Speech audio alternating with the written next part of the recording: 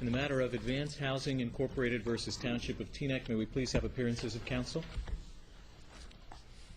Good afternoon, Mr. Chief Justice, Associate Judges, and Judges of the Court.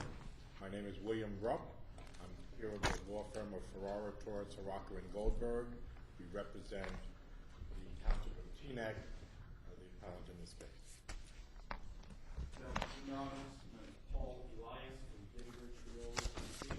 represents the Borough of Fairview. Good afternoon, Justice of the Court. I'm William Besh, Composing Developer for the Village of Litchfield Park and the Borough of Fairview.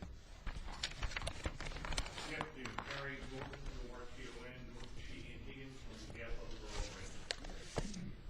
Good afternoon, Justices. Joel Ellis, Kate Nessman on Ellis and Florida, representing the respondents. Good afternoon, Justices. Tom Dolan of Lowenstein Sandler, representing the amici. I know we have some for briefs only. Is there anybody that we missed? Good afternoon, Joseph Monahan for Little Ferry. I will not, however, be arguing. Yes. Donald Lenner, representing the City of Hackensack, also will be joining in on the argument of counsel, will not be arguing. Thank you, counsel, and welcome.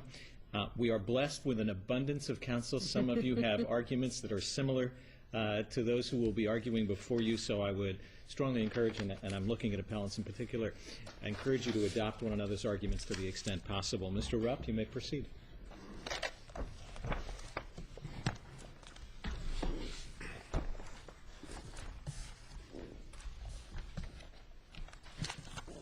If it pleases the Court, I will be arguing this afternoon that the properties owned by either the plaintiff Advanced Housing or the plaintiff Advanced Housing 2000, which are rented at full market value to tenants with psychiatric disabilities, is not entitled to an exemption from the payment of real property taxes as a charitable, benevolent, or religious purpose, pursuant to NJSA 54:4-3.6, as they are not actually used for a charitable purpose.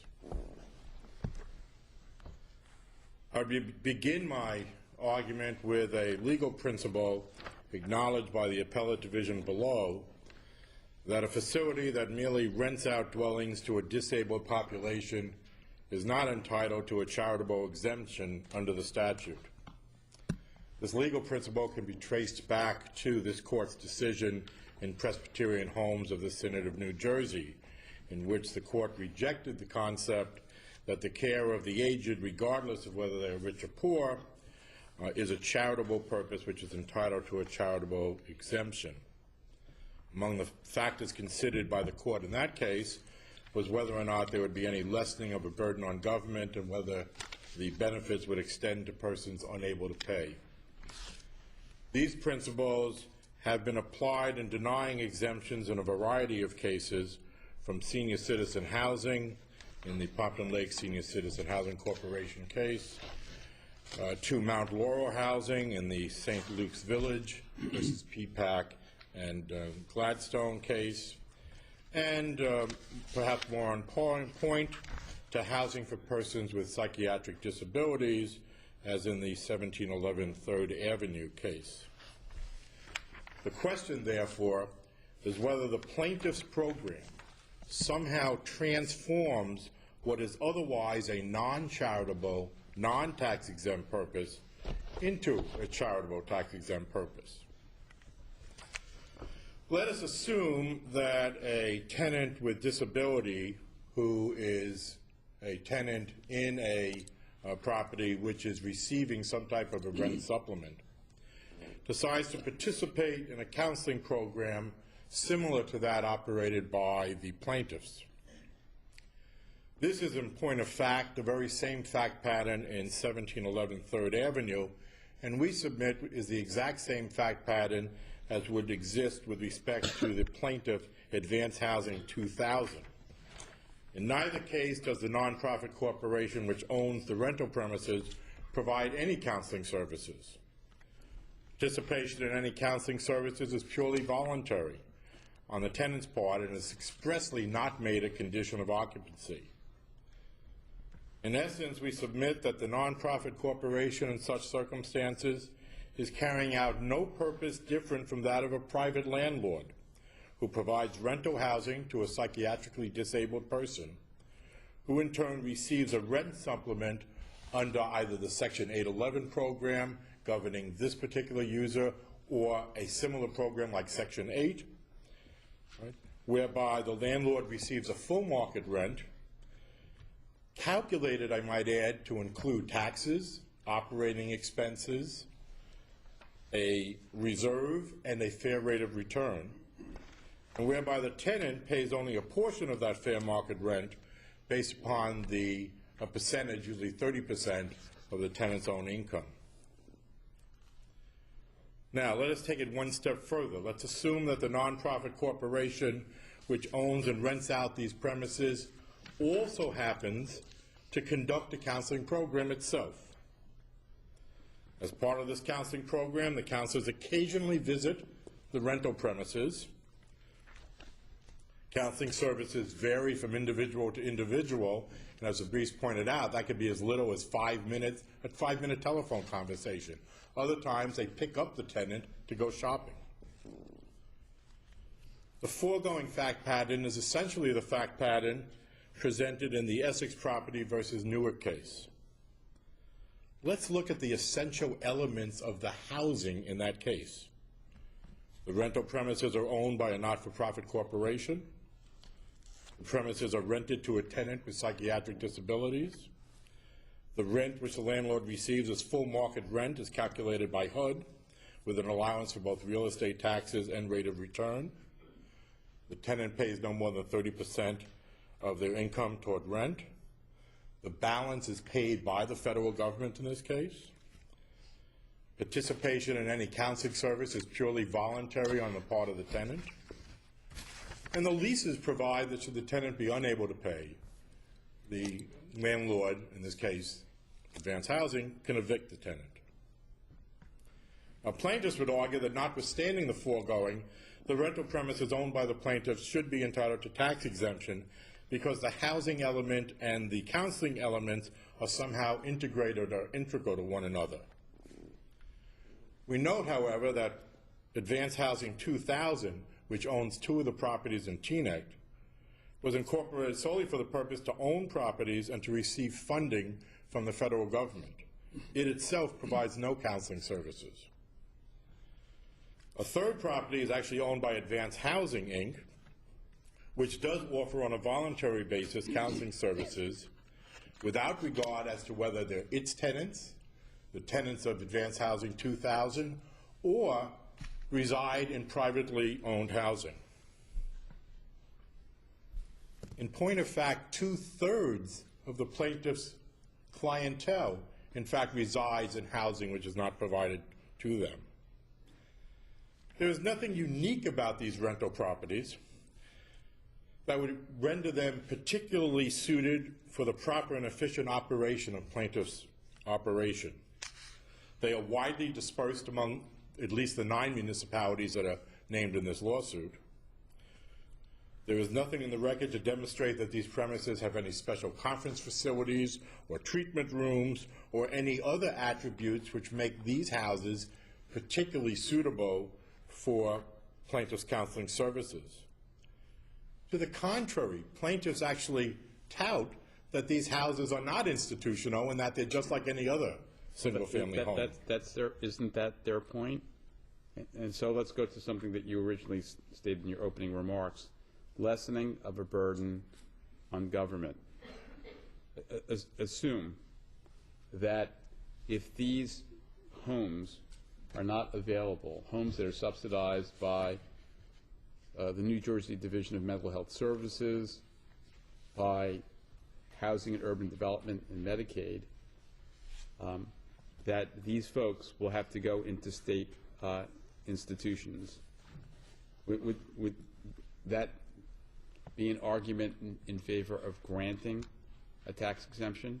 Because otherwise the government, maybe not your township, but other forms of government will be bearing the burden. But Justice Albert, I do not believe that's the case because, quite frankly, again, 2/3 are already in private housing, and we do have other government programs that provide rental assistance. You can't compare the two-thirds who are in private housing. We may have the capacity, the financial wherewithal to be in private housing. These people, it would seem, are completely dependent upon government subsidies. Assume that they are reliant on government subsidies, and in addition that they're receiving this counseling. But if they don't remain in these housings, they'll have to go back to state institutions. Justice Albert, I believe... What public policy would therefore be advanced where, for want of a tax exemption, hundreds of people are going to be sent back to state institutions? Mr. Justice, I don't believe that the two necessarily follow, that the lack of tax exemption means that this housing can't be provided. Section 8 money, which in fact is used to subsidize tenants' rent, is provided routinely to tax-paying properties. In fact, senior citizen housing facilities, right, which, by the way, are governed by a very similar program, the Section 202 program, receive the same type of rent supplemental program for its residents who are aged, senior citizens. Often many of them have very... Where does Section 8 come from? A Housing Act of 1937. Okay, is that HUD? Are we talking about HUD? We're talking about HUD, yes. In this case, I thought, and tell me if I'm mistaken about this, 75% of advanced housing funding comes from the New Jersey Division of Mental Health Services. Okay, that I believe is on the counseling treatment portion. The Section 811, which is part of that federal statute, I have it here, it's 42 USC Section 8013. That essentially, that program relates to supportive housing for persons with disabilities. There was a very similar program under Section 202 relating to senior citizens. The regulations are, in fact, govern both of those. Both of those actually reference Section 8 under the Housing Act of 1937 for the tenant rent supplements. So these statutes are all interrelated. Okay, you're assuming that without the tax exemption, these people can go on living just fine there. But just assume, for the sake of this hypothetical, that if they don't get the tax exemption, the amount of taxes is going to push this charity and these people like over the cliff, so they won't be able to pay the mortgage or be able to maintain the houses, and therefore the people who reside in these apartments will have to go into state institutions. If those facts were true, would that make a difference in your analysis? If the facts were that without tax exemption there would be no possible way of providing housing for these people under the existing supplemental programs, I would agree with Your Honor. However, that's not the case. Again, do we have a record one way or the other which would disabuse me of that concern? I actually took a look at the rather voluminous appendix in this case, and then I came across a reference which essentially said that the tax exemption aspect of this permits them to use some of the funding that is provided for housing to, in fact, then to be carried over to their counseling programs. That, to me, demonstrates that we don't have a situation here that without tax exemption you cannot provide this housing. Keep in mind that this type of housing is provided by private individuals today. I understand, but the charity has but so much money, and then they're totally reliant upon government. So, assuming that you're able to tax these properties, the charity may very well be arguing, we'll hear from them in a moment, that the difference is going to have to be made up by government. It's going to have to be made up by the Division of Mental Health Services or HUD or some other government agency, because we just can't crack that nut. And so, I mean, I'm not quite sure that's in the record. Right? I will note that to the extent that they use 100% of government funding, that bespeaks against the charitable purpose We know as it's well. not 100% because we know that the residents have to provide, 30% of their income. So we know that there is an aspect. And But that provision- if the charity can't swing it by paying these property taxes, then the difference has to be made up either from government agencies or otherwise they have to fold up their tent.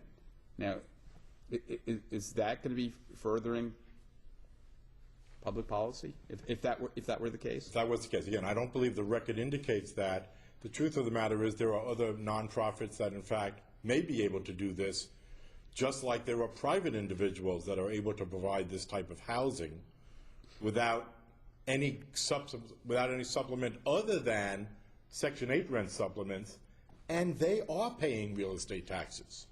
Why could a private individual who theoretically wants to earn a profit be able to perform a function which a nonprofit is not able to do under what essentially is the same funding program? And keep in mind, funding both provides funding for the acquisition and funding for the upkeep. So we really have two funding sources under the Section 811 program, right? Counsel, you seem to be focusing in an isolated fashion on the housing element and cutting off the support that's provided through counseling and just general supervision, attending to and staying in contact with the tenants of this specialized housing. And as I understand your argument, that's because counseling is not required, and also because it's provided to non-residents of this program. And yet, what I understand is being argued by your adversary is that we need to take into account that the new modality of support for people making the transition from institutionalization out to the community are best served not by mandated counseling, but by the provision of counseling working hand in hand with the supported adjustment back into the community life. Why shouldn't this court take into account that more modern notion of integration between services and housing, much like we did take into account more modern concepts of what a hospital can and should do in the Hunterdon Medical Center case? In fact, I've cited this in my argument, but let me address that issue if I may. Please. We believe that the plaintiff's properties are designed for and are actually used for the purpose of a single-family dwelling unit. The fact that the plaintiff occasionally either visits the facilities or telephones the facilities, right, to perform counseling services does not in any way change that primary, predominant, and actual use of the property as a single-family dwelling, any more or less than should a doctor make a home visit, if that's still done anymore, does that become now a doctor's office? Or if a visiting nurse visits a resident in a home, that now becomes a nursing home. No, the use itself is still a single-family use. That is the use to which this property is put. That eliminates this somewhat invisible but nonetheless present safety net of services that is being provided to the people who are part of this living arrangement. I do not speak against the tax-exempt nature of the counseling services to the extent that they have an office facility or some training facility or some other facility where their staff meets. That, I believe, should be entitled to exemption as something which is actually used for the purposes of the charitable function of providing those services. Isn't there a difference between those services, which are available 7 days a week, and the isolated visit by a doctor that you posited? Don't we look at them differently in the context of the support that is provided in this case? I believe that the counseling program is separate and distinct from the housing element. While the two are, in this case, at least with respect to the properties that are owned by Advanced Housing, Inc., conducted by the same entity, the fact that the same entity conducts it doesn't somehow derivatively transform what is essentially a subsidized rental housing use into a charitable counseling use. The intent is a single-family dwelling. The whole concept is this should be secure, independent, as I think they used in their brief, that they feel an ownership interest in the house, in the premises. Right? That's a single-family use. The counseling services can just as easily be provided into housing that they build or any other housing where their clientele resides. You don't care that they're receiving counseling in these homes. You just don't want them to get a tax exemption. That's correct. I'm not. And I think the program. You're not arguing against their getting counseling at the houses, do you? No, I am not. But that getting counseling at the house does not transform the house into some type of a tax-exempt entity any more than, for example, I had my rugs cleaned the other day. That doesn't make my house a rug cleaning facility. It means that I happen to have my rugs cleaned that day. These counselors come in as a visitor at the voluntary invite of the tenant, saying, yes, I'd like to participate in your program. By coming in to visit, you're not transforming that use into anything other than a rental single-family house. It's just that in your particular counseling program, you visit the clientele. But shouldn't this be looked at as a totality, not just a single-family house? We're talking about otherwise mentally challenged or disabled people who might otherwise be institutionalized in some state institution, receiving government funding from many different sources, and also receiving counseling in these places so that they can remain in the community, perhaps productive members of the community, and therefore less of a burden on the government. And all this to be achieved by a tax exemption. Why not? I believe that would grossly exceed the concept we've thus far had in terms of what's entitled to tax exemption. Actually used, we did away with the exclusively, but actually used for a charitable purpose. The house itself is not actually being used for a charitable purpose. It's being used as a single-family home. How about a homeless shelter? You'd have no problem with that, would you? Homeless shelter is a little bit different because of the, and I think this is what the trial court judge meant by the institutional character of that, where there's actually something that is not just like a single-family home, right? Just like group homes where there's in-resident staff. What if there were, Mr. Rupp, and obviously there's a regulation that appears to stand in the way of this, but what if there were mandatory 5-day-a-week counseling in-home, and there were professional judgment rendered by the experts who provide the counseling that the counseling needs to be provided in the home in order to be effective? Just assume that for the purposes of the argument. Would you be making the same argument? Okay. I would argue that may change the character of the nature of the use, if that's in fact a requirement for the use, right? But we do not have that requirement here. We have just the opposite, as a matter of fact. We have a prohibition rather than a requirement. A prohibition? A prohibition to require counseling, right? Mandatory. And a right. prohibition based on the regulations of even having things like a counseling room or some type of a more, as the trial court used, institutional type of use in the property. But if you had that, just if you stay with the hypothetical a second, if you had that and the counselors were going into the home and there was no special counseling room in the home, but we're going into the home and providing the services every day in that person's residence, would you be able to make an argument on this?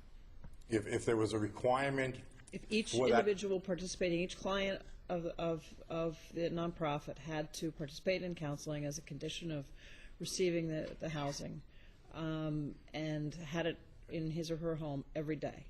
Then an argument could be made that that particular home is more akin to some type of a room in a nursing home or a hospital or something like that, where there is this required interconnection. So, but in that case, if that is so, then the presence of the counselor, and we're not talking about, it's not a hospital, it's not a nursing home, the presence of the counselor in the home of the client does actually have an effect, doesn't it, in that hypothetical? No more so than a visiting doctor or a visiting nurse, right? I think I gave one of the hypotheticals in my brief. If you have a illiterate population or a dyslexic population, right, that you now rent housing and you have someone come and read to them. Okay, but I think you told me that in my hypothetical, there would be an argument to be made for the exemption. To the extent that one could argue that this is essentially the equivalent of a room in a hospital and or a nursing facility that just happens to be in a separate dwelling. So aren't we really talking about a matter of degree as opposed to a bright line? If the presence of the counselor in the home every day for mandatory counseling could potentially make this an exempt property, aren't we really talking about the extent to which the counseling is taking place more than the fact of whether it is or not? Well, the argument, I guess, could be interpreted as maybe the bright line is that mandatory requirement. But having said that, in every case, I think you have to examine along a continuum, right? Is this closer to a single-family home that is rented out, privately owned, with Section 8 rent supplement to the exact same psychiatrically disabled tenant who elects to have counseling service, and let's assume they even elect to have that through advanced housing, right? We don't have common ownership. Is that the bright line, right? Because if it is, then advanced housing 2000 doesn't qualify. What if it's the judgment of the person's individual treater that, okay, he or she can live independently in the housing, but it's my professional judgment that absent the counseling, absent the support that can be provided by advanced housing, it can't happen. So in other words, it's the professional saying, in order to make this independent living work, the counseling has to be part and parcel of that. Would that make it an exempt apartment? Under my understanding of the facts in this case, that is not an option that advanced housing has. I understand. I'm talking again about And again, to the extent it could be mandated, if this was somehow a court-appointed guardian type of situation, right? But again, that's not what we're dealing with here, right? We're not dealing with those facts. And quite frankly, that same argument can be made, well, then the state, I guess, could institutionalize someone, right, under those circumstances if they believe that is a necessary element. And to the extent that an institution, right, can in fact carry out that institutional function and spread out the distant offices, which is what the Huntington case dealt with, where you had these off-site facilities, right, that were distant, and where the court then had to look at the interrelatedness of those outlying facilities with the hospital itself, right? Arguably, that's the same type of analysis that could be made under those circumstances. But the interrelationship was not on the basis of physicality. It was based upon the purpose and use to which the property was being operational. So if I understood the Huntington case correctly, if you had a diagnostic private doctor's facility located some 10 miles from the hospital, right, and then the hospital built its own diagnostic center, same location, right, one would not be tax exempt, but the other one would be if it was part of the actual hospital operation. And I think the Huntington case says it doesn't matter, just a matter of distance. It deals with the operational aspects. Was it under the supervision of the hospital, with the employees, hospital employees, things like that. In this particular case, you're emphasizing the fact that the counseling is not mandatory. But don't we have a situation here where, with the availability of housing, of counseling providing support, that it gives the opportunity to get a sense as to whether something is going awry with this tenant, and that they have the ability to step in and make some suggestions about how they might, the tenant might want to order his life, or something along those lines? Such as, Harry, you must pay your rent on a monthly basis. I know you have the money. Isn't that all part and parcel of trying to keep these people in stable housing? Judge Cuff, that is the exact same argument that can be applied to the tenant that does not reside in advanced housing, subsidized housing, but in subsidized housing owned by some private individual or some other nonprofit. They have that same opportunity to do that. I'm not sure why your focus on a number of occasions shifts to those who don't reside and have similar services. Shouldn't this property stand or fall based on its actual use? Well, Your Honor, I'm glad you mentioned that, because one of the arguments that obviously the plaintiffs make in this case is why should they be penalized because they provide their services to persons with psychiatric disabilities who do not reside in their premises. I believe that misses the point. The point of our argument is that the fact that 2/3 of their clientele does not reside in their housing demonstrates that the housing element of this, which we believe can be conducted independently, is not essential, it's not integral, and it's not necessary for the proper and efficient operation of the program. Well, how can you argue that if the people don't have relatives who are willing to take them in or friends and they're penniless? The difference between these folks and the other folks may be the difference of financial aid, driving some into state institutions and the other and the others who can receive counseling in the home office.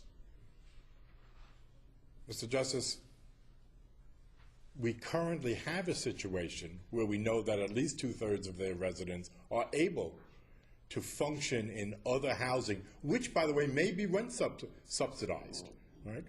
And every rent subsidized use, be it senior housing, right, be it Mount Laurel housing with a tenant, low and moderate income tenant who has rent supplement, right?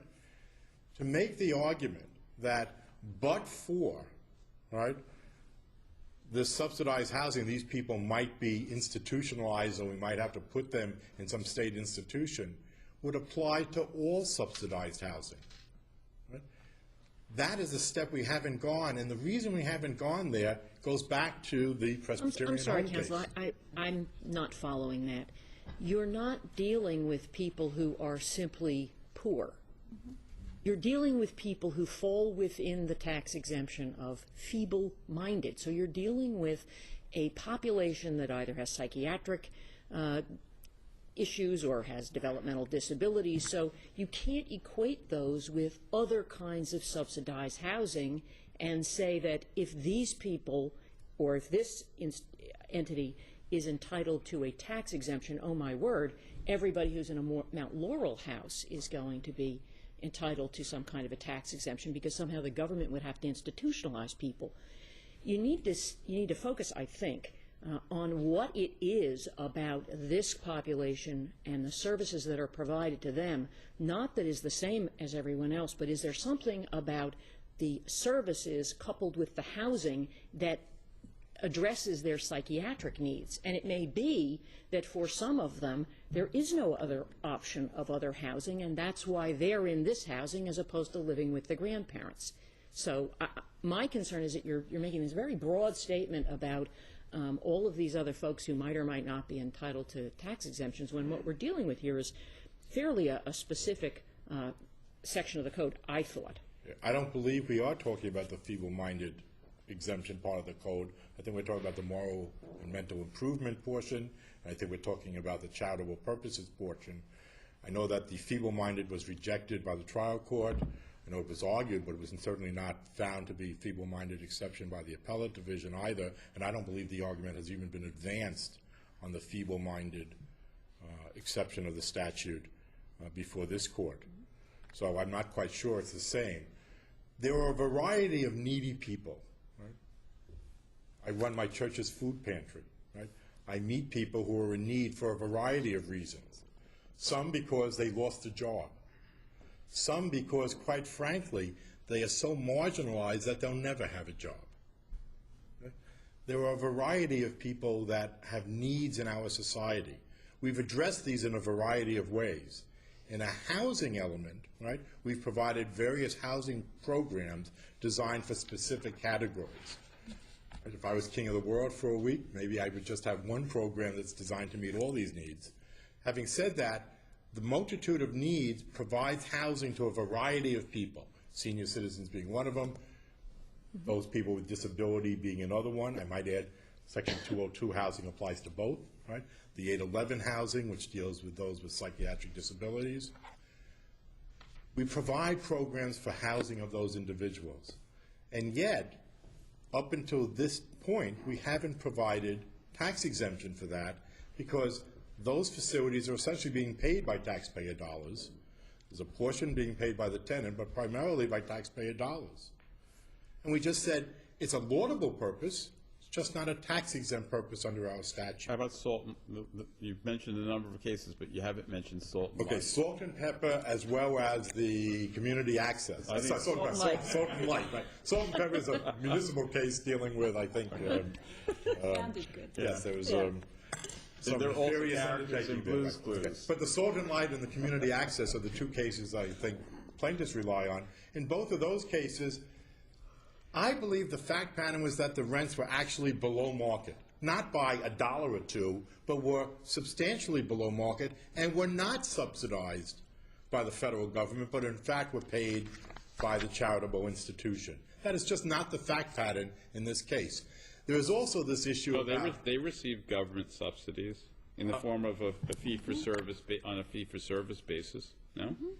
Your Honor, I actually, again, briefed that case and came across a reference which essentially said But these were that one-third of these the are rent was not 127 subsidized by the government. Excuse me? That one-third of the overall rent, right, was really was subsidized by the charitable institution in Salt and Light, not by the federal government.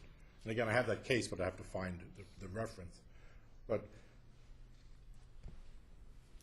that's a substantially different fact pattern because It was also dealing with people who otherwise would be left homeless, and they were receiving counseling and job training, employment, education, child care, and other types of services. I think the real key is the charitable, not governmental aspect of the providing of the housing on that one, which I believe then makes the housing a charitable purpose as opposed to just a subsidized housing program. And number two, right, on the issue of homelessness, keep in mind many individuals who are receiving Section 8 rent supplements now would be homeless but for those supplements, and they're living in private housing. So homelessness is an element that goes with needs within our society. I know, but, you keep on mentioning Section 8, but the landlords in those cases aren't charitable institutions. No, they're not. That's the difference, because we have a charity here actually owning these particular And I pieces will of property. respectfully submit, Your Honor, that both St. Luke's and the Pompton Lakes case, or as examples, indicate that where you do have a nonprofit and provides that such housing, that doesn't qualify as a charitable use either. In other words, just providing subsidized housing is not a charitable use. It's in fact, if you supplement that housing by your providing a charitable donation to that housing, one can make an argument that that's charitable. That is not what we have here. This is government-funded programs. Mr. Rupp, a ministerial question. Have you divided up the arguments in any way, counsel, at this table, or is everyone prepared to argue all of these points? I'm not quite sure if they're all. I know that there's one aspect that I am not addressing, which is the aspect as to whether or not advanced housing is nonprofit. Right? I have not. That is not an argument that I've advanced before the court. I think we may need to let your colleagues have a chance. Would you like to add anything to your argument in conclusion? Let me just add one thing.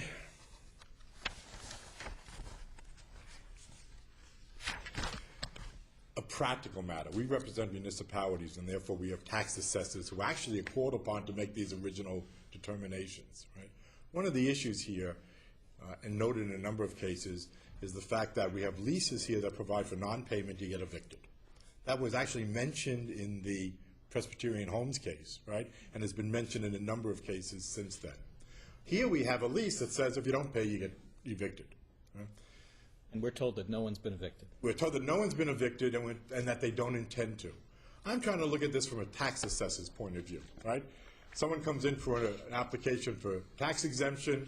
They present you with various documents, certificate of incorporation, leases, etc., right? And you read them, and it says, if you don't pay, you're evicted, right?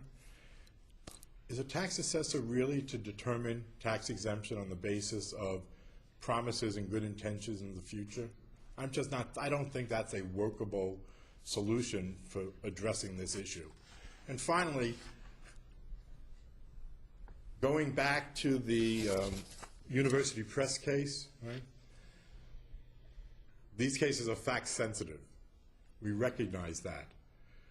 It is a very difficult thing for municipalities and assessors, and for that matter, taxpayers, to be able to wade through the minute differences that people can argue on any given case on the basis that was just fact sensitive. We're actually looking for some type of a clearer guidance. My bright line is that subsidized housing does not qualify for tax exemption, and a ancillary counseling program cannot derivatively transform that non-exempt use into an exempt use. Even if mandatory, even if daily. Subject to, of course, the argument that that now falls akin to a different use, which is the I'm asking that seriously, Mr. which is the nursing of the hospital use. Would your bright line move if that were the case? I think it would, because again, I would treat that more like a hospital or an institutional type of use. Thank you. Thank you, Councilor. Thank you very much. Mr. Elias?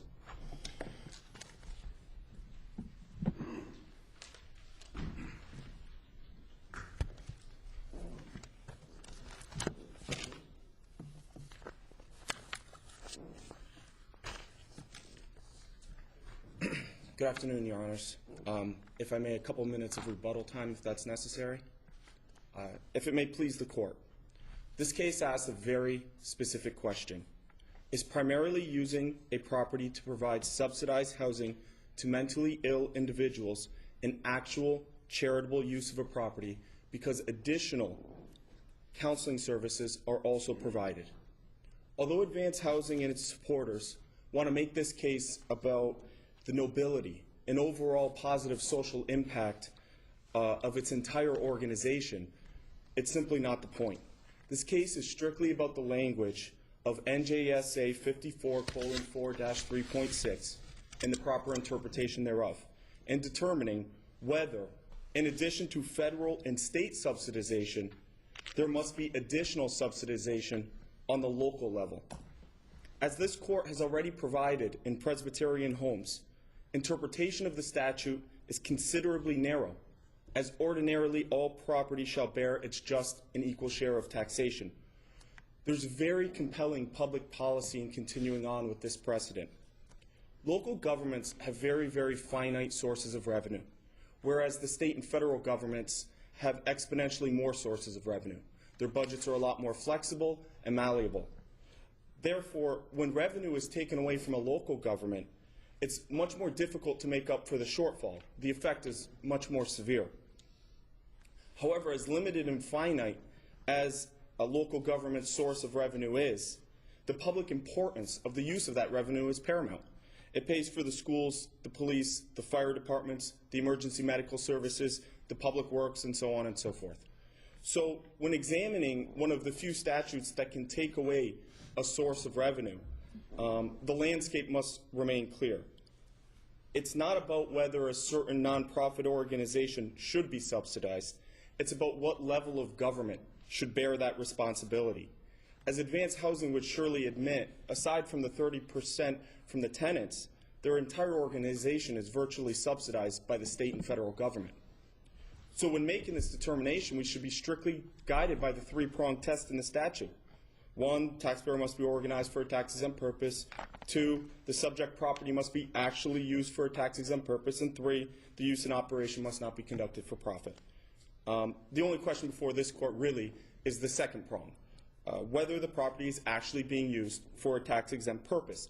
Here, I think the large focus is charitable purpose, and this court has provided guidance on what that is in Presbyterian homes.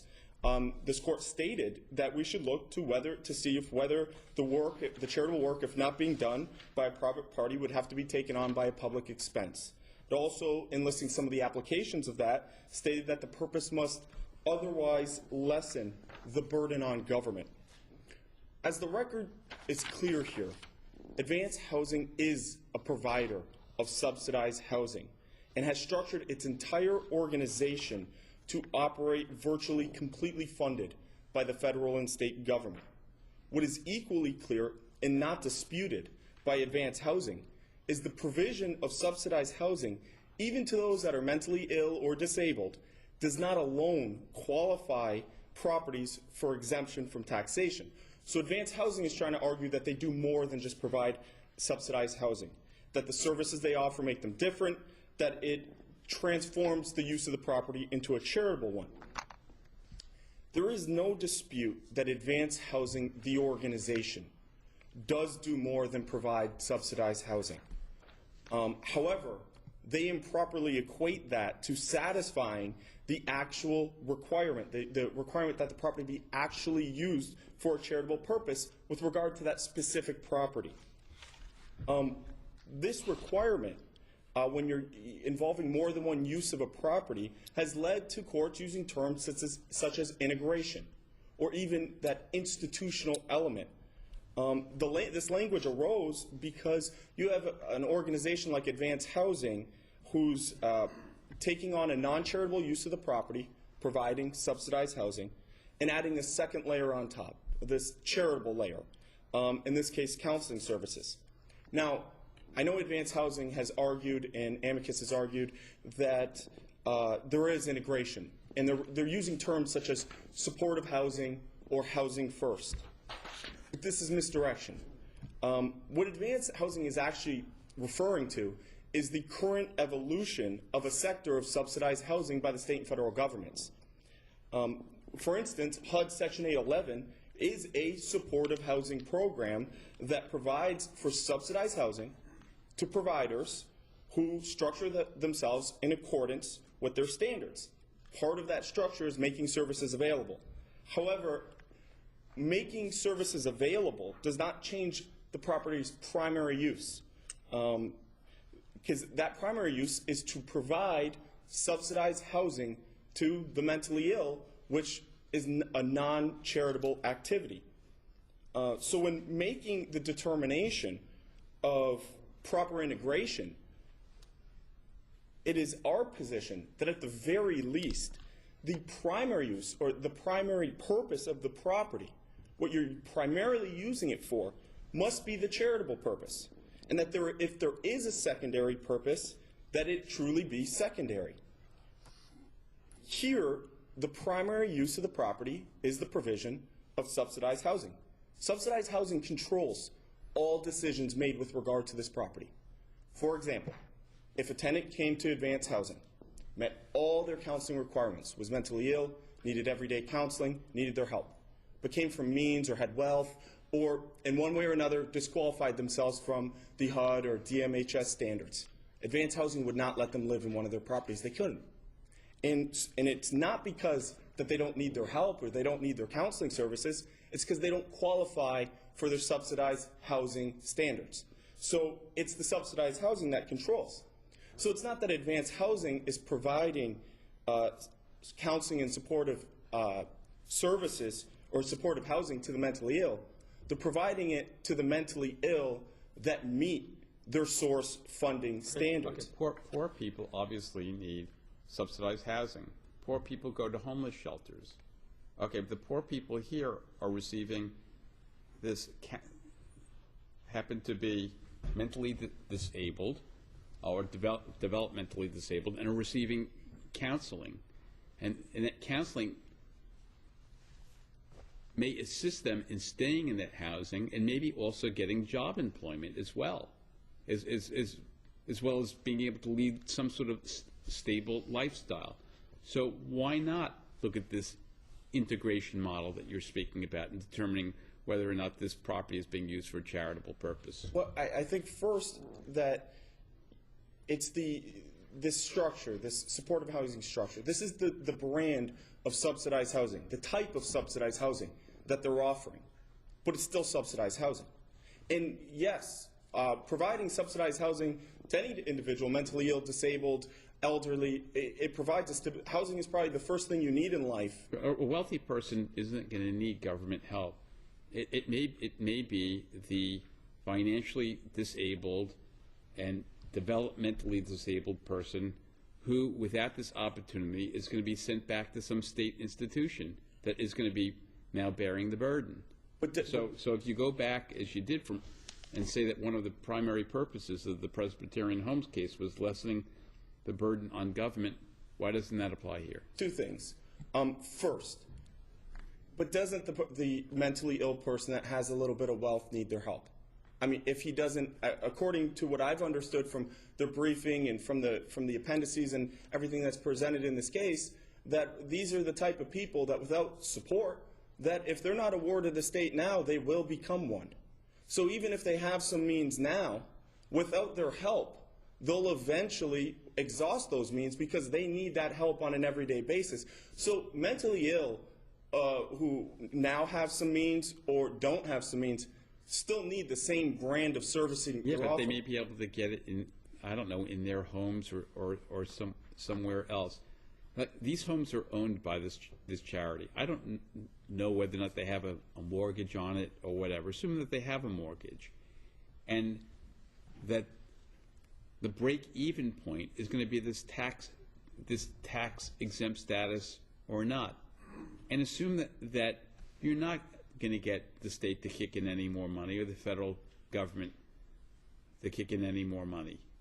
Does that make a difference? Well, Your Honor, I we send think these people packing otherwise? That's moving outside of what subsidized housing is. Because part of subsidized housing, which it comes from plaintiffs, their own materials, is they go, the fair market value is set on the local level, county by county. And they'll set a fair market value for a unit. Then the tenant puts in 30% as their contribution, and the state and federal subsidization covers the rest.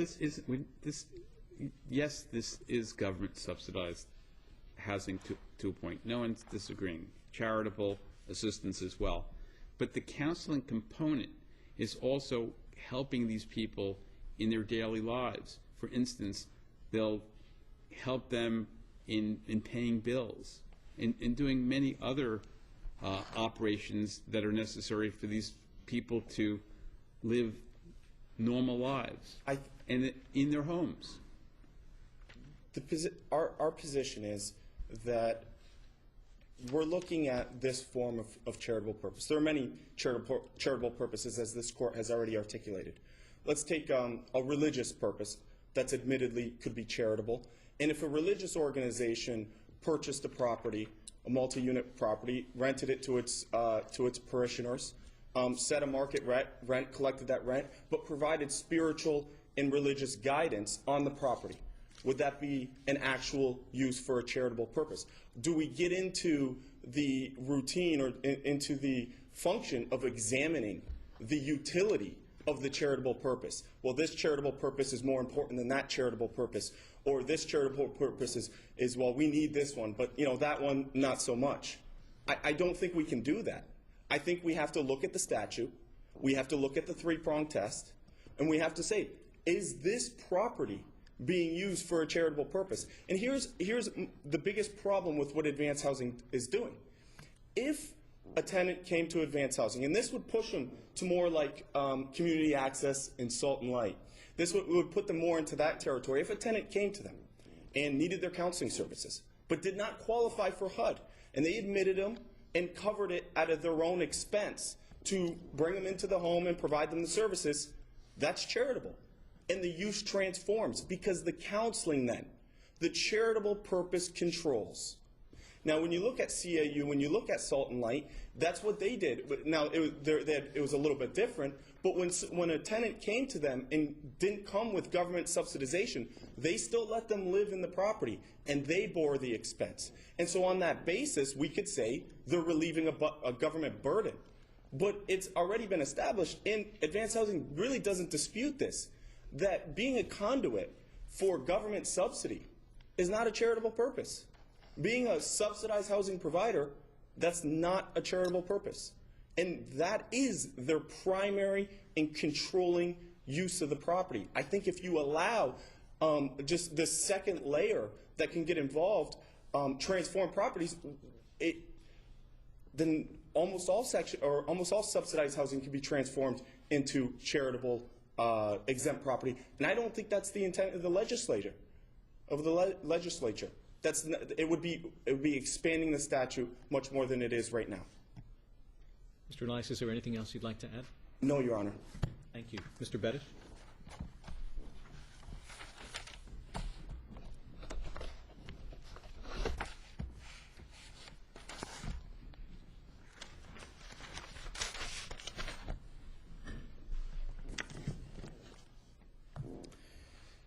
Greetings, Justices of the Court, and good afternoon. I'm going to try to tailor my argument to cover subjects that have not been so directly addressed by the other counsel in this case. Thank you.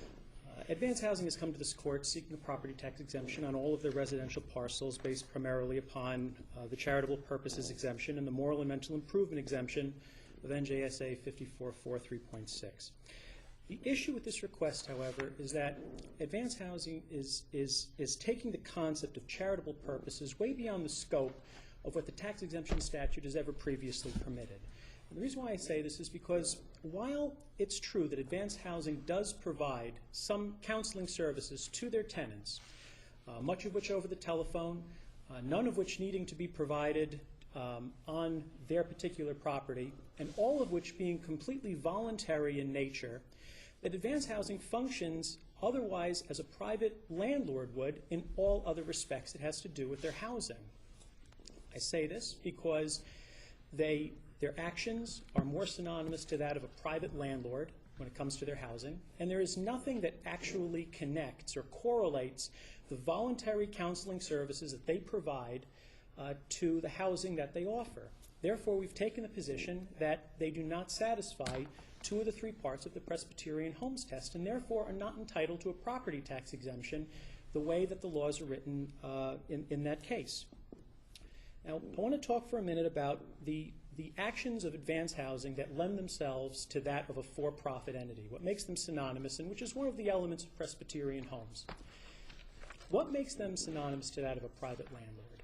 Well, one of the primary ones is that they charge their tenants fair market value rent. Every tenant of Advanced Housing qualifies for Section 8. That's one of the the nature of their status makes them qualify for that subsidy, and through that subsidy, they acquire fair market value rent. There's also no language in any of Advanced Housing's leases which protect their tenants from owing the full amount of that rent if at any point in time they were to lose their subsidies. Now, why is this important? First of all, charging your tenants fair market rent and leaving them on the hook for owing that entire rent is something that's more synonymous with a private landlord as opposed to a charitable entity. But in addition to that, Advanced Housing goes one step further by including language in all of their leases for the last 11 years, which gives them the right to evict their tenants for the failure to timely pay rent. This provision has remained in their leases throughout their duration.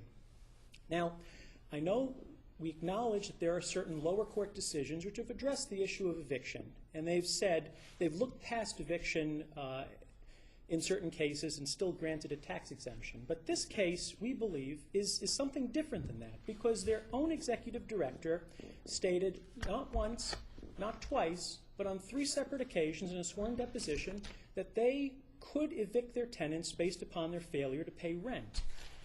This, we believe, is something that distinguishes them from Community Access Unlimited and some of the other cases where the court has said, well, they've never actually evicted and we're not going to hold that as a basis to not grant them an exemption, because here their own executive director stated on 3 separate occasions that they reserve the right to do this. This, I believe, takes them into the category of Presbyterian homes, where a property tax exemption was denied based in part on the fact that eviction language was present. These factors, charging fair market rent, leaving their tenants responsible for the full amount of rent even if they lose their subsidy, and the eviction language, I believe, is something that's more in line with what a private landlord would do rather than a charitable entity, and this is what Advanced Housing does. This being the case, while there is a charitable element to their counseling program, it is clear that there is no charitable element to their housing program. Now, I want to talk about the facts behind their counseling program and why this distinction is very important. First of all, it is a fact that the counseling services offered by Advanced Housing are offered to both tenants and non-tenants alike. This distinguishes Advanced Housing from any other case in which a tax exemption has been granted because there's been no prior cases where an exemption has been granted to an organization that even-handedly applies their services to tenants and to non-tenants. You don't have to live in a residence owned by Advanced Housing to get their counseling services. In fact, more than likely, if you receive Advanced Housing's counseling services, you probably don't live in one of their residences because the record shows that two-thirds of their services are provided to non-tenants as opposed to tenants. This we find to be significant for two primary reasons. First of all, it contradicts Advanced Housing's claim that without their housing, their population is destined to be homeless or put in shelters or end up in jail because the majority of their counseling recipients, the majority of their population doesn't live in their housing. For that reason, and I believe counsel for Teaneck has touched on this, we take the position that they don't relieve a governmental burden. And the reason why is because their counseling services are laudable, but they can be provided to non-tenants as well as tenants, and the majority of their population apparently doesn't have a problem finding residence in other privately owned properties where the landlords pay property taxes. So is the argument the fact that they can't provide housing to 100% of the people that they counsel, that they should not have a charitable exemption for the property where they can provide housing?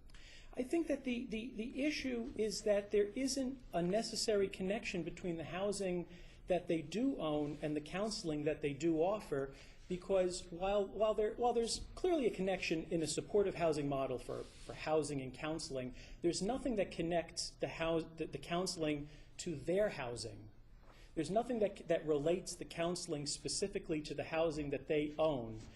Because what they offer is offered across the board to other parties. If they didn't offer counseling to anyone other than the people who are in their housing, you'd fold your book and say they're entitled to a tax exemption? No, because there's another element to this, Mr. Justice. The issue here is also that not only are the identical services made available to both tenants and non-tenants, and the fact that a tenant receives no kind of advantage over a non-tenant in the receipt of those services, but the reality is that those counseling services are purely voluntary, and there's nothing in their leases which requires a tenant to receive counseling services as a condition of their tenancy.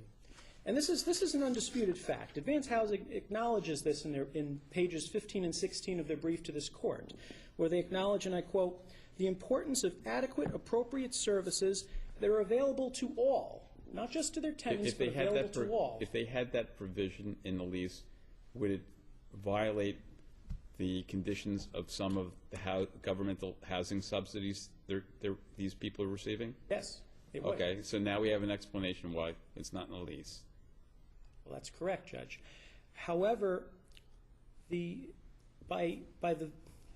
issue of voluntary is really, I think, what makes this case one in which a tax exemption is not appropriate, because by its very definition, there's this catch-22 aspect. If they put it in the lease, they get no subsidies, so they're out of the house, right? Yes. So they put it, well, and if they don't put it in the lease, you're not going to give them a tax exemption. So it's all worked out so that these people are going to wind up behind the 8 ball. I guess to respond to that question, Advanced Housing, when they decided how they want to pursue their funding, how they want to structure themselves, they made a decision as an organization that they were going to structure themselves in such a way that they were going to qualify for state funding. And in so doing, they structured themselves in such a way to make the counseling services something that would be voluntary, because that's what the state required them to do. Now, by definition, a voluntary service is one that's optional. It can be rejected, it can be refused by somebody. Now, they made that decision, and they went to the state, and they assured the state that their services were going to be made voluntarily. And they got their subsidies and their funding as a result of that. The issue is, now that they've made those assurances and got the funding, they now go to the municipalities, and they say, we're entitled to a property tax exemption because our supportive housing requires an integration of counseling and housing which are inextricably intertwined with one another. The issue, though, is that they've already structured their organization in such a way that their counseling services are voluntary. Well, why can't you look at the reality? All of the people in the housing are receiving counseling. Is there no place to look at facts on the ground? Well, Judge, the reality of the situation is that you can have a tenant who resides in advanced housing and one day decides that he does not want to receive this counseling service anymore. So should that change it for 100 or 1,000 other people? Judge, the way that their organization is structured right now, a tenant can decline their counseling services because there's no language in their leases, there's no language in their consumer service agreement that would give advanced housing the right to evict them based upon those grounds. And this is significant because if a tenant of advanced housing decides that they don't want to receive their counseling anymore, they cannot be removed, and now this property is functioning, as I just described, as just like a privately owned for-profit residence will, with the tenants being charged fair market rent, with the tenants being subject to eviction, and with the tenants being solely responsible for the full amount of rent. But why deal with we're not dealing with the hypothetical. We're dealing with this housing where everyone's getting the counseling. So let's take, does that not change the equation? Judge, if what you're saying was true and 50% of the people were volunteering out, well, maybe that would be a different circumstance. But why shouldn't we deal with the facts in this case, not the hypotheticals that you're suggesting? well, the reality is that we're not dealing with a hypothetical because the way that they're structured is the reality is their counseling services can be declined. And the reality is there's nothing that advanced housing can do about it if they do decline it. And the reality is it sounds, counsel, as if you're arguing for lack of a better word, almost an antiquated view of institutionalization in this setting, where if you don't receive services, you're out. And yet, as I understand the argument of your adversary, there's a new, more modern therapeutic approach where the individual's understanding and desire and recognition as to when to use and how to use the services that are available are integral to making the transition to successful community living outside of the institution. And that's the specialized service that's being provided in an integrated fashion through these rather unique providers that saves government from having these people be reinstitutionalized in the future. I asked this question of one of your compatriots earlier, and I'm wondering why we can't consider this more modern approach to the charitable purpose that's at work here. well, I think that the law, the way that it stands right now, I think is applied fine because I think that we can all acknowledge that there is a charitable nature to the counseling that's being provided. The counseling is It's not just counseling, it's counseling in this living situation. The counseling is provided more often than not to non-tenants. And whether or not advanced housing owned these properties, they would be able to continue to provide counseling services to this population and be able to provide the benefits, and they would receive the benefits of that counseling, regardless of whether this housing is owned or not. I guess the situation here is that the way they've set up their housing is really, they run their housing the same way that any other private landlord runs their housing. The only difference is that they provide counseling services, which are made available across the board to both tenants and to non-tenants, except that if you're a tenant in advanced housing, it's voluntary. And what you can end up having is a tax exemption be given to this property, to a property owned by advanced housing, where the tenant is being treated just like any other tenant in a private residence is treated, and in certain cases they could refuse counseling services, which is the one and only basis that they're relying on in order to justify getting this tax exemption. You know, there's certain, from a public policy standpoint, I'm sorry. I didn't want to interrupt your opening statement. Are you challenging the third prong, the for-profit prong? Yes or no? Yes. You analogized in a number of ways to private landlords, except private landlords operate and use their property in order to make a profit and take it out. Does advanced housing do that? They, you mean take it out, you mean not reinvest it in the property? Is that what you mean? Businesses operate in order to generate profit, either to disseminate it or to use it to further the business in some way and grow profit yet again. Does advanced housing take a profit? Does it retain earnings beyond the limited information that I see in the record? You need to fit within the language of the third prong, and that is to argue that they don't operate or use this property in a fashion that is for profit. Do they? Judge, they charge their tenants fair market value rent, which is understand those comparisons. What a private landlord would charge. But that doesn't answer the question. The question is, looking at the language of the test, is the taxpayer's operation and use of the property conducted for profit? I believe that by charging their tenants fair market value rent, they can certainly be receiving a profit from it. You said they can. Do they, is my question. Do they operate the business in a way that fails that third prong?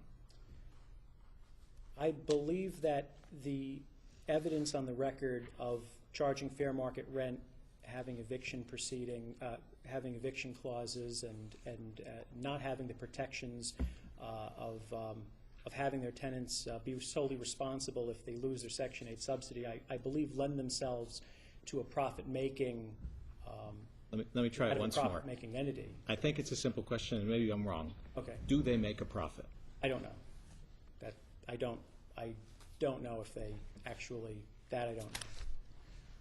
But I believe that the description of their actions being synonymous to that of a private landlord, I think, is relevant not just to that prong of Presbyterian homes, but it's also relevant just to highlight the fact that, except for the counseling services, which are more amorphous because they're voluntarily offered across the board to everybody, their actions and their conduct are more in line with what you would have a private landlord do, as opposed to what a charitable entity would be doing. From a public policy standpoint, if a tax exemption were given to advanced housing, we respectfully believe that it would result in an irrational patchwork of property tax exemptions. And there's a couple of scenarios that I think highlights the inequitable nature of what could result if this exemption were given. You can have two individuals from the same population of advanced housing who receive counseling services. They live in houses side by side to one another. Identical services. One is owned by advanced housing and one is owned by a private landlord. The features of these properties are identical. The property owned by advanced housing gets the property tax exemption, while the property next door does not get the property tax exemption, even though the taxable property has a tenant in there that is receiving the same counseling services that advanced housing is using as the basis to get their property tax exemption. You have another scenario of a tenant residing in a property owned by advanced housing, receiving counseling services, and then decides at some point in time he wants to move out, finds a better property, moves into that property, continues to receive advanced housing's counseling services because it's made available to that population. The Property owned by Advanced Housing continues to be tax exempt, while the property that the tenant just moved into remains taxable, even though they're receiving the service that Advanced Housing had used in order to get their property tax exemption. The last one, and I'd say is the most important, and I already touched on it before, is that you have a tenant who moves into Advanced Housing, receives counseling services, and then decides they don't want to receive these counseling services anymore.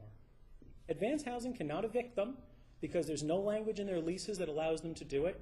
Their structure prevents them from doing it. And even the consumer service agreement, which they've talked about previously, does not, permit them to evict. So now you have a tax-exempt property with a tenant in it who's not receiving services and who's being treated just like any other tenant would under a property that's owned by a private landlord. Our position is that if a tenant can reside in Advanced Housing's property and be allowed to continue to live there, even if they refuse to accept their counseling services, then what Advanced Housing is really seeking is housing subsidy for a disabled population, which is something that the statutes don't permit. It's something that case law has already talked about, and it's not permissible. And even Advanced Housing has stated in their oral arguments in prior cases that they know that they're not entitled to it. So for these reasons, we believe that the Presbyterian Homes Test has not been satisfied, and that the property tax exemption that was granted to them by the Appellate Division be rejected. Thank you, Mr. Bedish. Thank you. Mr. Norton. Mr. Brenner, I'll try to take your hint, and I quite honestly believe We need you to come to the center just because it's all captured, and I'm optimistic it'll be brief from your start. I was trying to make it as optimistic as possible, but to answer your inquiry, I do think that what has been stated previously, I really am not as unique as everyone else, and thus it would be, quite frankly, inappropriate for me to go on any further because I think the point's been raised. The only issue that I would at least address, and it's actually an answer to Justice Patterson's question, the answer would be yes, and if there was that bright line. And I think it also satisfies some of the questioning asked by Justice LaVecchia as well as Justice Albin. The question being, counsel, that if there were mandatory everyday counseling, this would be exempt. And I think because I represent someone, I guess, somewhat unique in the sense that we only have one particular location within the borough that I represent, Ramsey. The issue that was just raised at the very end is an interesting question that may actually be beyond this argument, but it does go to the exact point of that person placed in that particular unit within the borough of Ramsey. They're placed there because there is, quote, a need that they need those services. Thereafter, they refuse those services once they are there. Do they continue to receive because the whole organization gets that particular exemption? Does that particular unit continue to get that particular exemption? I would say the answer to that should be no. And that's really in trying to respond to your question and also to address some of the issues raised by both justices. Okay. But if they receive the services, and everyone who's placed there receives the services, would you say that you get the exemption then? I would accept the arguments of counsel, but what I'm trying to do, Justice, is take a step further, because I'm recognizing that what you have here is an organization, and it's the organization that is putting this forth. My point is that I have somewhat of a unique situation in that there is one residence, and if that residence says no, at the very least, and I'm taking the argument a step further than we actually have here posited today, but it would be my understanding that the town should be able to say at that point, you're not using those services. As a result of you not using those services, the whole purpose of the integration has now been defeated. And as a result, even though they say you need the services, you're not taking it. Why can't we?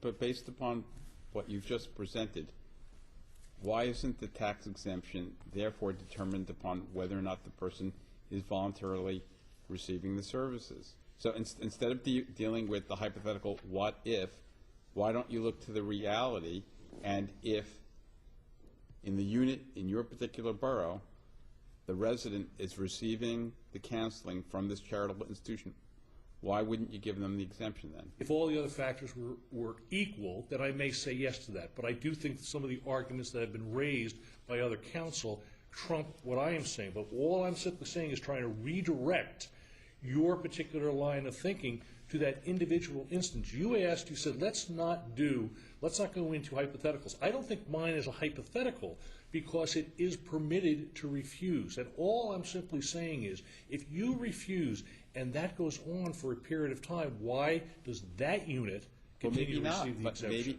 but that's not the case before us. And maybe under those circumstances, the tax assessor would speak with plaintiffs over here and say, is your resident receiving counseling? Hasn't received counseling for the last year. Okay.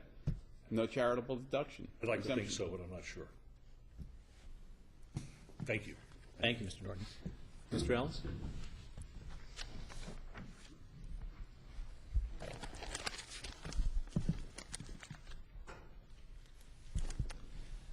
May it please the Court, it is our position that the record in this case clearly establishes that advanced housing has met the statutory criteria for the years in question, for the tax years in question, justifying the exemption.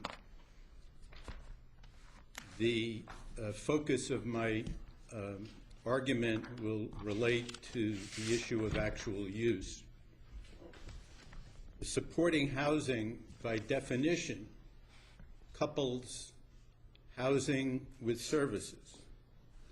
The federal and state models, which form the basis for the most progressive new approach, clearly recognize the need for coupling housing with services for the ultimate purpose of allowing individuals to live independently in the community and live as close to a normal life as possible. There is a policy of deinstitutionalization, which in this case lessens the burden on government. And it was mentioned before, if not for the type of services that are provided by advanced housing, there would be greater homelessness, people would be confined to the institutions, to shelters, or be on the street. In addition, it saves money. The record clearly establishes the cost of institutionalizing an individual at Greystone was approximately $146,000. A group home, $60,000 to $85,000, and here approximately $20,000. It also has the effect of keeping people who are able to function because of the housing that is provided. The studies have shown the model recognizes that it is critical that the services be provided to people in the housing themselves. 99% of the services that are provided in this case, the record shows, are provided on site. The government is not in the business, is not a service provider, both state and federal government. So in this particular case,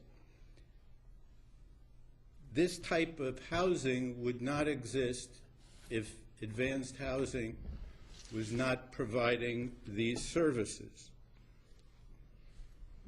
And the record clearly indicates that it's the largest of its kind in Bergen County. Now, what is the nature of this, what I would characterize as a comprehensive integrative program?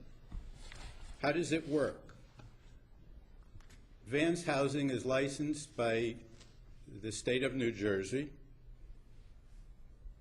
to operate a supportive housing program. The funding, both from the state and federal governments, are conditioned on, expressly conditioned on providing the housing. The Section 811 program and the leases that are signed in connection with that program are characterized as supportive housing. and it expressly requires that housing be made available. There is a critical need for this type of housing. The record shows there's a tremendous shortage. There are people who are on the waiting list at Greystone waiting to be released, but there wasn't enough of this type of housing available.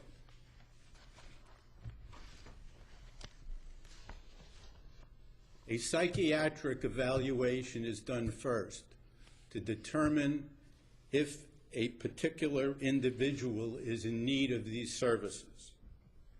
There's a requirement of eligibility based on need for these services. Each one is suffering from a mental illness, which the record reflects is not curable, and each one needs certain type of services.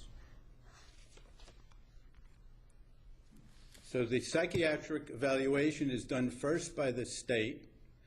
The state then reaches an understanding, and the Association Advanced Housing sponsors that person to be released from the state into their program. What is the protocol for the program? When an individual signs a lease, they also sign what is known as a consumer services agreement. And under that agreement, they acknowledge that they're going to be receiving services to assist them in daily life skills, help them with employment, and meet on a periodic basis with staff. In addition, once they're in the program, and the record clearly reflects that there are consumer service plans or periodic service plans that are done on a weekly basis for each and every individual who becomes part of this program. They are specifically tailored. The services are specifically tailored for the purpose of doing what's necessary to allow each individual to live independently in the community. And as was mentioned, and I think it's critical, everyone in this program during the tax years in question were offered these services, and each one accepted these services during the years in question. You've heard your adversary's argument, of course, that the voluntary nature makes a difference here. If, hypothetically, in one of the properties, all of the individuals were offered services and declined them for the course of a year, would you meet the tax-exempt test? Again, that would be, in my opinion, an issue that's not before the court, has to be addressed in this particular case, and so I will address it, though. I think holistically it has to be examined. I think that if there are some individuals who do not receive services, then the mere fact that some do not receive services, in my opinion, is not enough when we're dealing with a comprehensive plan that's been promulgated through the connection with the state and federal government. And I think it's important to look at how advanced housing would operate in that scenario. Advanced housing would still, in my opinion, under that scenario, not be simply providing subsidized housing, because its manner of operation would not be akin to that of a commercial landlord. It would still have these services available, which is a public purpose, a legitimate public purpose to have it available. And number two, in the meantime, these people, if they don't accept the services, are not thrown out on the street and then become a problem for society. Okay, but you're asking us to look back at these prior tax years, and you're saying, look, all these people receive services. Okay, so take one of the pieces of property, and if we look back retrospectively, and during an entire tax year, the people in that house receive 0 services from your particular organization because they don't want it. Why would you be entitled to a tax exemption on that particular piece of property? I think that in all candor would present a problem. I think my argument, as I've stated, would, and I think that amicus is going to address that issue, is that the fundamental charitable purpose is to make available these services. Okay, you can give up this argument because you don't have to worry about it. Yes. You're providing services to everyone. Yes. And you're saying, take a look at the actual use and the facts on the ground, regardless of the label, whether it's voluntary or mandatory. Yes. If I may, Counsel, just to follow up on that, and you may not know, but what is the policy reason behind the regulation that states that if services are mandatory, the housing will not qualify? The federal government, under the called Housing First, I believe, has a model, and under that model, they've established that the most effective way of having services utilized is to make them voluntary so as to have the consumer, quote, buy into the program. They feel that by living independently in the community, they're enabling themselves to function in a manner, and therefore a non-coercive approach works. A coercive approach doesn't. More people avail themselves of services if it's done on a voluntary basis. Thank you. Mr. Ellis, is this designed to be transitional or permanent housing, or is it a combination of both? No, this is, unlike Salt and Light, this is permanent supportive housing. Counsel, I wasn't sure I saw this in the record, but during the years in question, what was your occupancy rate? Did you run at 100% occupancy? I believe so. I believe so. I would like to just make a few more points, if I may.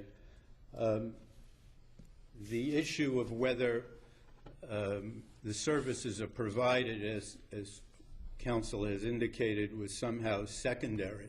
The budgets of advanced housing overwhelmingly demonstrate from the record that the use is substantially for services as akin to maintenance of the units. And the other point that shows also a further evidence of charity here is that many people, if it was purely a Section 8 issue, they would be terminated for non-payment of rent. They wouldn't be admitted to the program if they didn't have funds available, and there is evidence in the record. There are cases where people do not work and are poor and don't get benefits, and there is some period of time before advanced housing starts getting paid, and they absorb the hit for that period of time. I'd like to just briefly focus on the issue of integration and voluntariness. I think integration's a red herring. The issue is not whether advanced housing is providing services to those living in properties not owned by advanced housing, but during the applicable tax years in question, October 1st of each tax year, what are the properties used for? And I think, as one of the justices mentioned, if in fact advanced housing did not provide the services elsewhere, would that enable it to qualify for an exemption, but because it extended its charitable reach, it should be penalized? And as to the voluntariness, as we indicated, our position is legally it's irrelevant because the services are being provided during the years in question. Although I would submit that if there was some disruption, if if the court were looking to set some standard on a go-forward basis, I would suggest that the offering of the services would be sufficient, taking into account as well that this advanced housing does not operate as a typical landlord. Consider that it would relieve the government of a burden. It offers benefits to those who qualify by low income or at risk, in this case, those suffering from mental illness. It's not acting as a commercial landlord. It doesn't evict. There's no security deposit required. And in response to what counsel said, I think some of these other cases can be distinguished. Presbyterian Homes required an admissions fee of $25,000. It could terminate for non-payment of rent. It allowed people to enter into commercial leases and pay more if they had a larger apartment or a better view. Essex Properties could terminate for non-payment of rent. It didn't relieve the government of a burden. Mr. Ellis, if I may, I'm sorry for the interruption. Let me ask you a question. If you think about lines that have to be drawn by this court that may go beyond an individual situation, if what you're saying is offering of services is enough to exempt an otherwise non-exempt property, whether or not those services are taken up, think for a moment, if you would, about an ordinary Section 8 housing provider who is not exempt. What prevents, if such a line were to be drawn, that Section 8 housing provider from simply offering services that may not even be services that are professionally recommended or the right services for the individual tenants, but saying, well, wait a minute, tax assessor, I'm offering some services. Here's a leaflet I put in everybody's mailbox, and nobody's taking me up on them. Maybe they're not what they want. I admit that that's a difficult issue. So help us with that. But I'll try. I think it's important to focus on how advanced housing gets its money. In this case, unlike a situation that perhaps has been suggested by Your Honor or postulated by my adversary, where nurses come in or there's some ad hoc services made available. In this particular case, there has to be a detailed supportive services plan made available. And I think that's what separates it from other type of situations, both in terms of establishing a need for everyone who comes in, who signs the agreement, who's monitored on a weekly basis or a daily basis. But do you see, if I may interrupt you for a second, do you see the concern, at least that I have, yes, about premising a tax decision upon the offering of services that may or may not be appropriate to the individual and may or may not be available? And for that reason, I need you to take yourself away from I can see that's a tough issue, and perhaps in a different hypothetical where you have 4 people living in a building, and 3 are getting services, or 2 are getting services, and 2 are not getting the services. I would submit in that particular case, if the court was not of a view to set a standard to allow for an exemption merely on the basis of making services or offering services, that in that case, it might be appropriate for an apportionment to be done. As the court, I'm sure, is aware, every 3 years a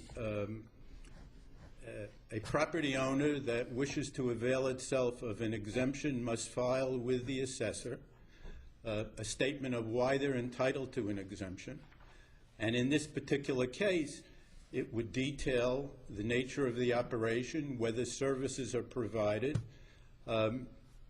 and the municipality or the assessor also has a right to come back and ask for additional information. So I guess in essence what I'm saying, you could have a situation where they could say half are getting services and half are not getting services. Let's divide it up and not totally eliminate the exemption, but grant an exemption if the court feels that services have to be accepted.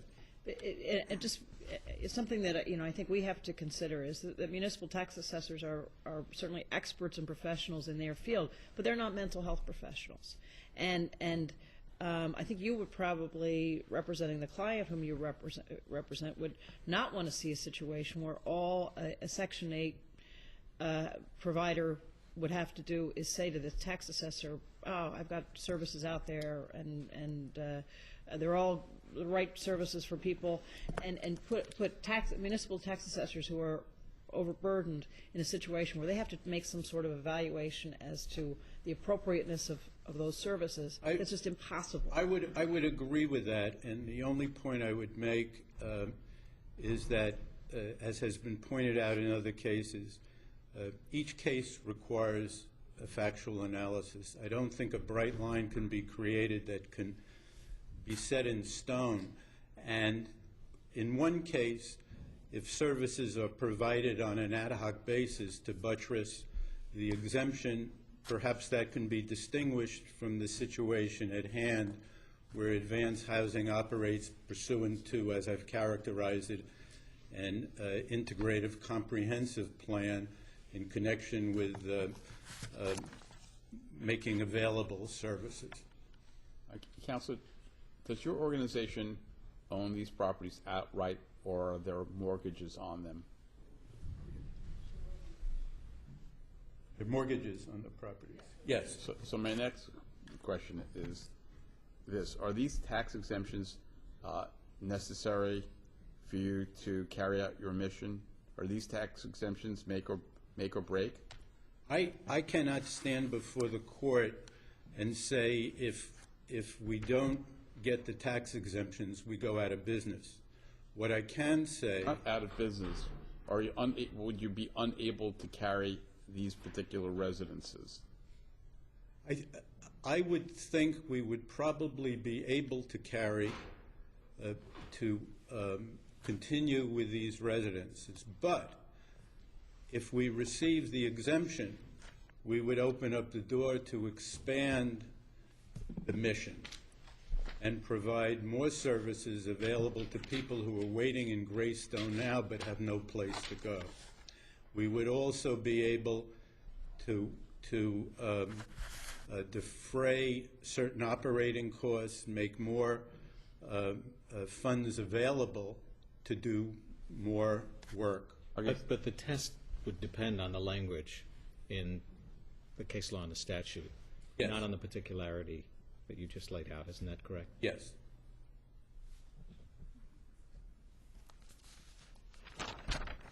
Anything you'd like to add to your... Just one last point, if I may. Reference was made to the attempt to distinguish the community access case from the case at hand. I would refer the court to the Southern Jersey case. And in that particular case, it operated almost exclusively supported by governmental grants. And the court said the test is whether it provides a benefit and relieves the government of a burden. And I would submit in this case, although advanced housing does do some fundraising, not to the extent that's done in community access, it still, without question, provides and relieves the government of a burden. Thank you, Mr. Thank you. Mr. Dolan?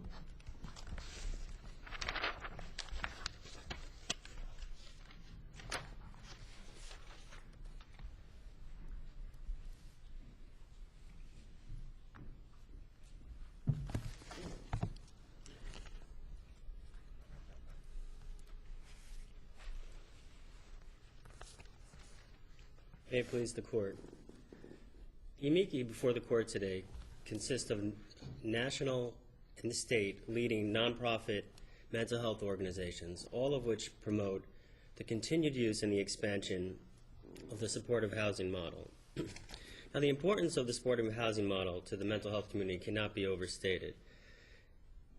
It is the conclusion of the mental health professionals, the state of New Jersey, and the federal government that the Housing First model, supportive housing, is the most effective and cost-efficient method for treating people with mental illness.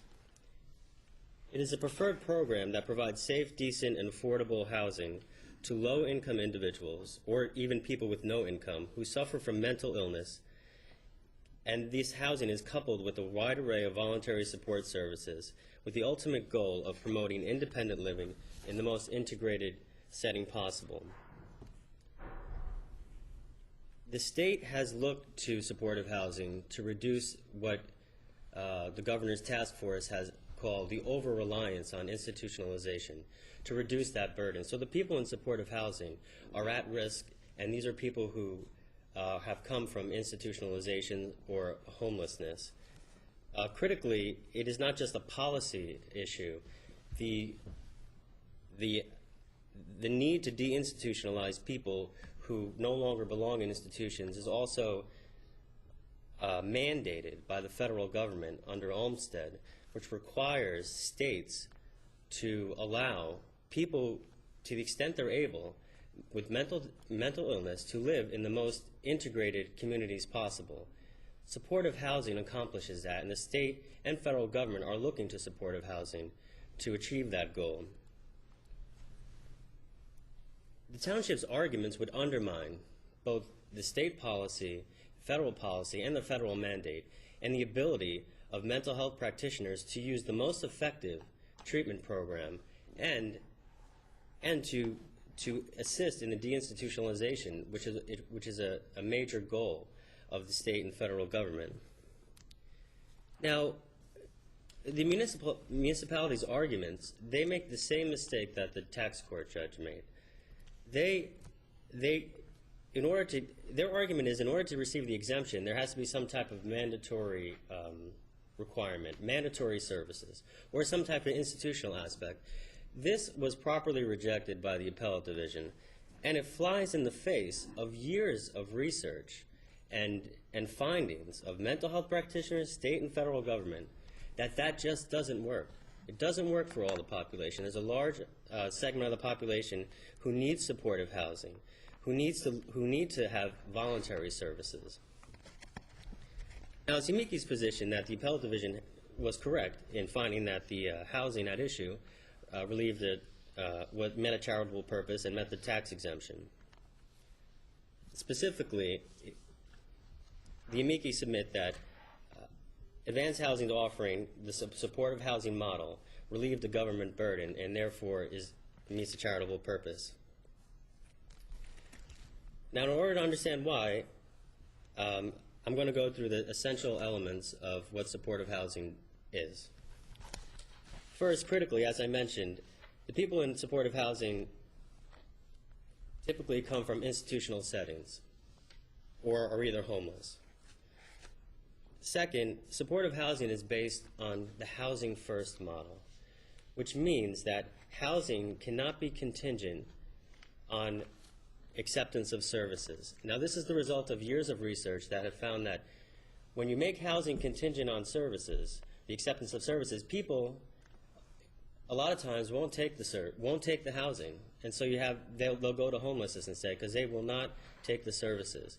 So what supportive housing does, it gets the people in the housing, and then it offers a comprehensive service program for each person in the program.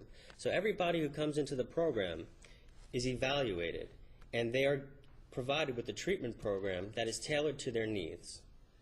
Now, this could be a variety. Some people need treatment every day. Some people need treatment once a week. That is the key to the success of the program. It's not mental health treatment is not a one-size-fits-all. Now, it's the voluntariness of this that makes it so successful.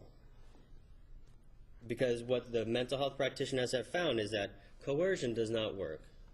When the services are made available and the people choose them, they buy into the program. And by buying into the program, they become invested in it, and it increases the participation rate and the success of the program.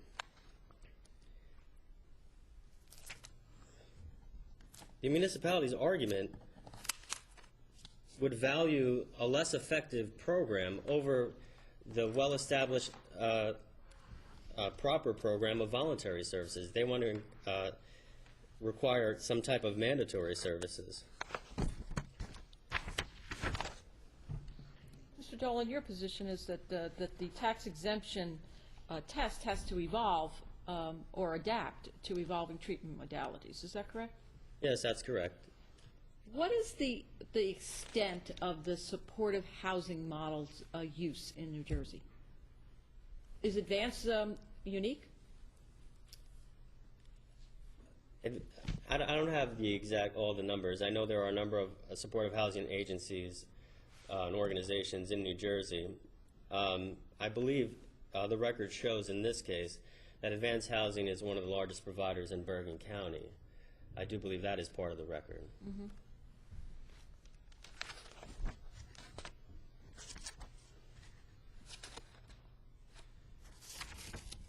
Now, with respect to the charitable exemption and why supportive housing meets it, I think,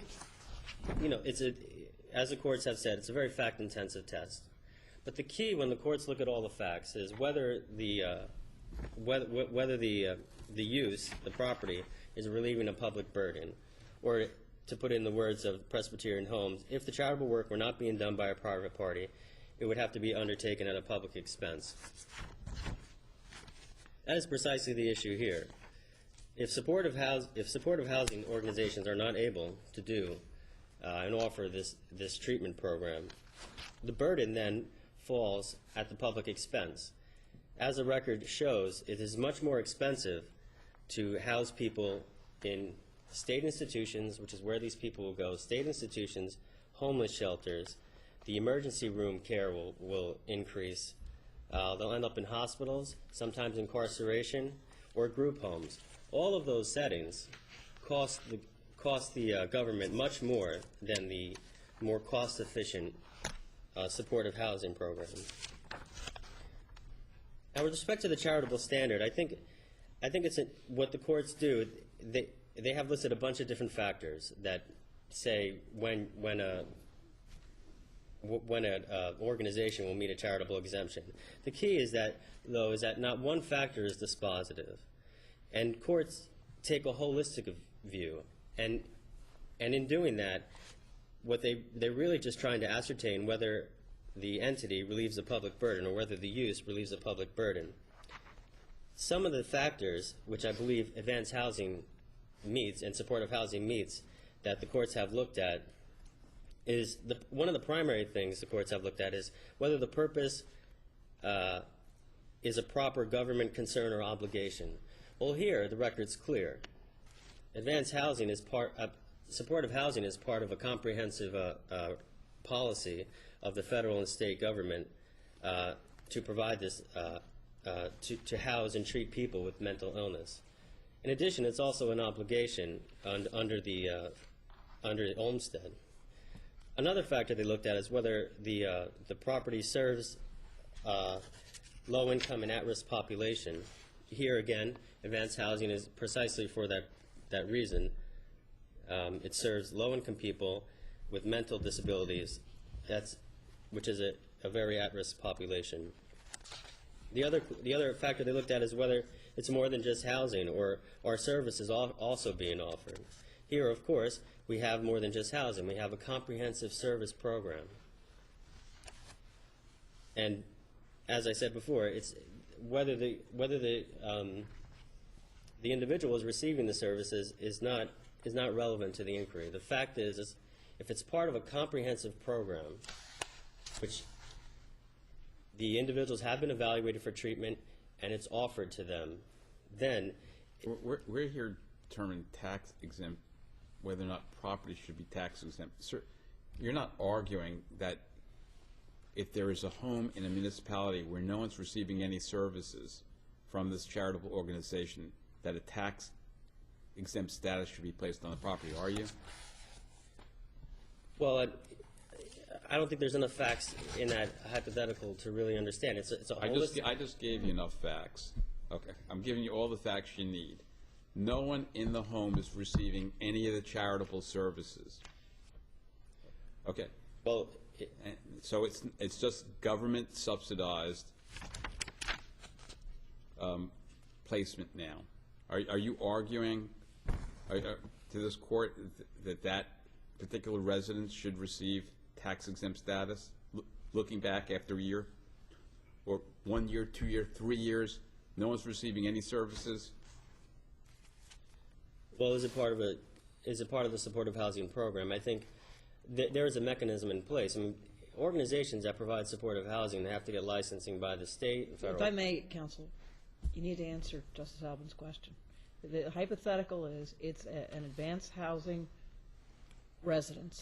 There have been no services provided to any of the residents in that unit for 1, 2, or 3 years. It's part of advanced housing, but there are no services provided. Are you arguing that it is tax exempt? Well, I think there's a distinction between services provided or accepted. If the services are provided, Services are not accepted, services are not provided. There's the facts you need.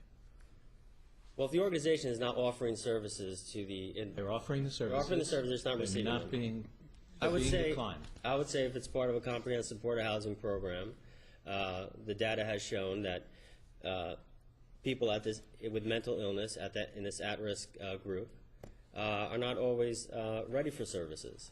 So you can't make it contingent. So I would say yes. I would say it would be eligible in my opinion, would be eligible for exemption if it's part of a comprehensive supportive housing program. Yes, I would. So the line you want the court to draw is that if you can establish a comprehensive program, such as advanced housing has, then any property it has, anywhere that where there are residents, even when those residents have turned down those services, should be tax exempt. Is that the line you want the court to draw? Yes. I guess your argument would be if the organization has 24 residences and over a 5-year period everyone declines services, it's still tax exempt. That's what you're arguing? The one caveat I would put there is if that is actually the case, I would seriously doubt the organization is properly operating as a supportive housing organization.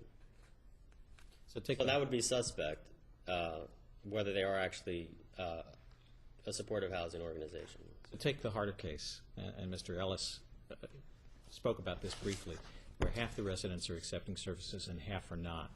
The apportionment theory appears to be consistent with the language of the statute, where you could get a partial exemption. Why is that not the proper course? Well, because whether the individual is receiving the services isn't the dispositive issue. The issue is whether the services are being offered. Let me ask you the same question I asked Mr. Ellis, and he answered, and that is what is to keep, what is to distinguish this situation from a Section 8 housing provider who simply claims to have a program and makes it available through some dissemination of a flyer and wants an exemption? We understand how your position with respect to this program, but what you're suggesting is that a mere offer of a comprehensive program is enough to make otherwise taxable properties exempt. Well, I would say that if it's part of the state's supportive housing program, it's licensed by the state and meeting all the state criteria, then I think that's the safeguard for the situation that you raise. I think that entity would be eligible for the tax exemption. Is there anything else you'd like to add to your argument?